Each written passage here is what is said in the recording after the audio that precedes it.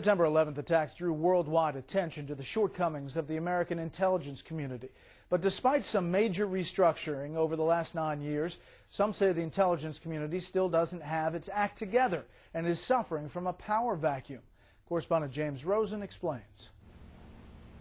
The close call in the Christmas Day bombing plot, the missed clues preceding the Fort Hood massacre, and the ouster in May of Admiral Dennis Blair as Director of National Intelligence, all cited by critics of the Obama White House as evidence it has yet to master the nation's sprawling intelligence apparatus. And now this troubling conclusion is endorsed by the former co-chairs of the bipartisan 9/11 Commission. I don't know if this president has decided yet in his own mind how he wants to run the intelligence community. Well, you really have to have somebody in charge.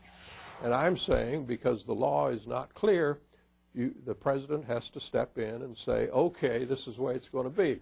President Obama has nominated retired General James Clapper to succeed Admiral Blair as DNI. The post was created after 9/11 to provide a single officer who would stand astride the nation's 16 spy agencies. But many analysts, including key lawmakers, complain the DNI post is too weak for such a task, a function of statutory imprecision and of alleged domineering by White House counterterrorism advisor John Brennan. So you think that John Brennan has overstepped the lines of his job? Well, I think there's no doubt he has gotten into areas and undercut Senate-confirmed folks, and if that continues, General Clapper cannot possibly be effective. He calls the shots and even goes on national television to pitch the administration's viewpoint. This is not good for the country and is contrary to Congress's intent for the IC. The White House acknowledges problems with management of the intel community, but argues most of them were inherited. Given the fact that this job was just created only a few years ago,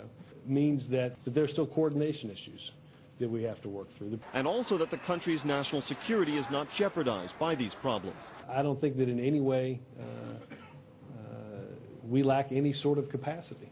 The Senate Intelligence Committee has yet to vote on the Clapper nomination. A committee source told Fox News the general will likely be recalled to testify again, this time in executive session. In Washington, James Rosen, Fox News.